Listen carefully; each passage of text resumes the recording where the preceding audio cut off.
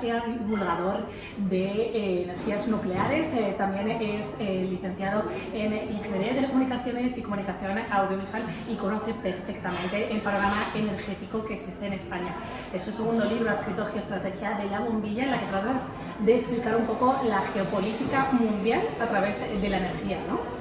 Pues sí, es un intento de intentar entender primero yo mismo cómo funciona la energía a nivel global, qué es lo que está pasando ahora mismo en la energía y al mismo tiempo hacia dónde vamos. Dos de los actores principales en cuanto a energía y en cuanto a geoestrategia y geopolítica son China y Rusia. A menudo se oímos al gobierno decir que esta crisis energética es por culpa de Putin. ¿Cómo afectan estos dos actores, en especial Rusia, que ha entrado en guerra y que lo señalas en tu libro? La invasión de Ucrania lo que ha hecho ha sido catalizar lo que ya estaba pasando, es decir, todos los problemas no tienen que ver con esta invasión. Realmente ya veníamos con una serie de problemas, ya veníamos con una transición energética que no acababa de arrancar. En el pasado España tuvo una moratoria nuclear. ¿Cómo ha influido eso en la crisis energética que hemos vivido durante los últimos meses en los que, por ejemplo, el precio de la luz estaba pulverizando récords?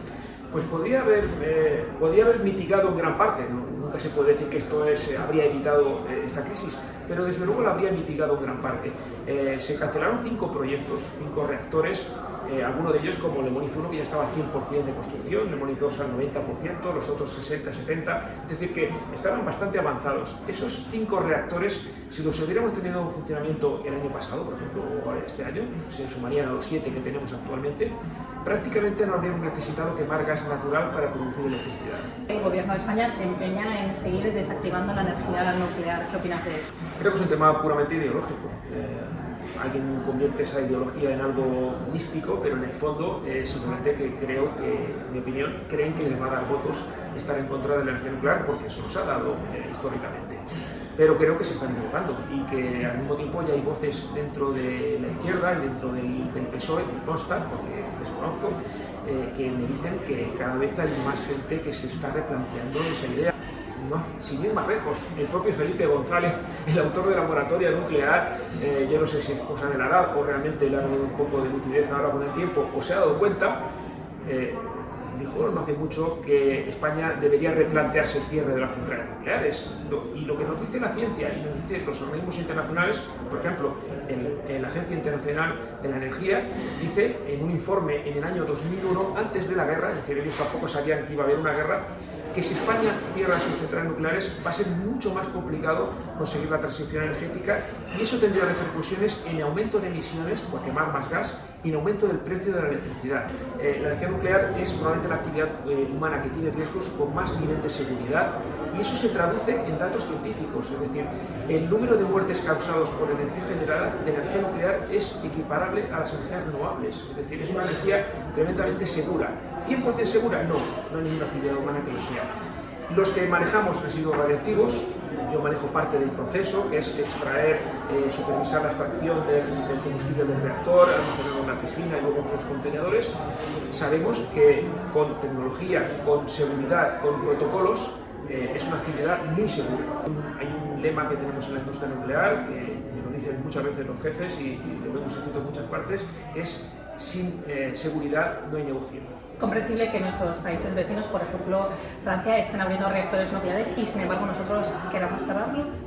Bueno, es que estamos siendo prácticamente un rara avis en el mundo. ¿Qué va a pasar si llega 2035 y no tenemos energía nuclear en España? Pues que quemaremos más gas. La apuesta de España debería ser por nuclear y renovables y con una mayor proporción de renovables, sin duda. ¿Qué inconvenientes tiene? Pues por ejemplo, hemos hablado de la variabilidad de esas renovables, que no siempre las tenemos disponibles, pero hay otra cosa que no se suele dar nunca, que es de la minería necesaria para construir todas esas infraestructuras renovables, porque además tienen una fecha de caducidad. ¿Cómo definirías en 3 adjetivos el Plan Nacional Integrado de Clima y Energía?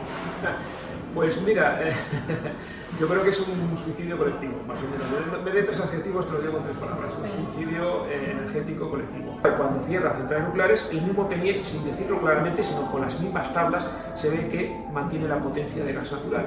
Con lo cual, nos está diciendo que cuando no haya viento, no haya sol, quemaremos más gas natural. Entonces, al quemar más gas natural, no podremos cumplir con los objetivos climáticos. Evidentemente, pero es que no solo por eso. Es decir, habrá más emisiones de gases de efecto invernadero, habrá más polución atmosférica, se habla poco de ella, que causa miles de muertes, en torno a 7 millones de muertes cada año, quemar cosas causa eso, el gas contribuye, por supuesto, pero además nos hace depender de socios que la guerra nos está demostrando que no son socios muy fiables desde el punto de vista económico. Es decir, ya estamos viendo lo que pasa con Argelia, con el gas, y lo que pasa especialmente con Rusia en el norte.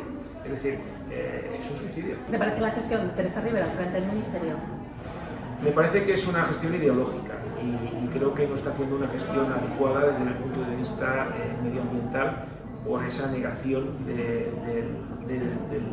uso de la energía nuclear. Creo que en ese sentido se está equivocando. Es que además el gobierno no está escuchando a la ciencia, porque esa declaración de que la energía nuclear está dentro de la taxonomía verde, a mí me gusta más la palabra sostenible, porque además son las palabras técnicas que se utilizan, es decir, se considera una energía sostenible y tan sostenible como las renovables. Ese reconocimiento, que además ha sido votado, tiene, aparte de un respaldo político de varios países, entre ellos Francia, lógicamente, pero lo que tiene también es un respaldo científico. Si cerramos centrales nucleares y quemamos más gas natural en su sustitución, eso no es verde ni es sostenible.